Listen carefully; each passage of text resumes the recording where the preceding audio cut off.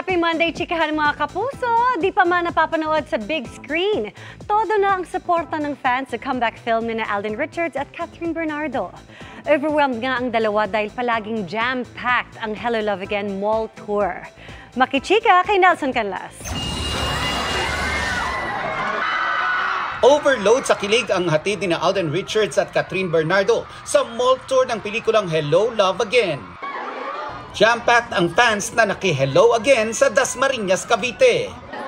Lalo na nung sila mismo ang tumao o nagbenta ng tickets para sa kanilang pelikula. Game rin silang nakipag-selfie sa fans at namigay ng posters. Mas lalong lumakas ang tilian.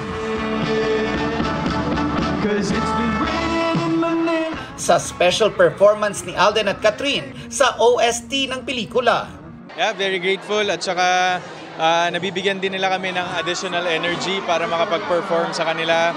Theme song din, kinakanta namin sa the soundtrack of the film and we all feel the excitement. Tinagsari ng fans ang tour stop sa Bacoor. Nakatuwa, yes, every mall na pinupuntahan, iba yung pagtanggap nila. And then ngayon, on a Sunday, we're all here.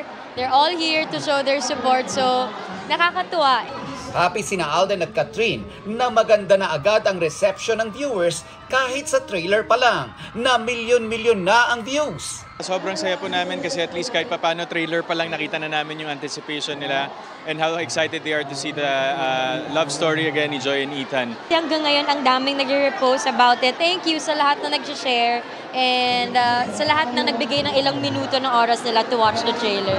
Mapapanood na ang Hello Love Again sa November 13. Nelson Canlas updated sa Showbiz Happenings.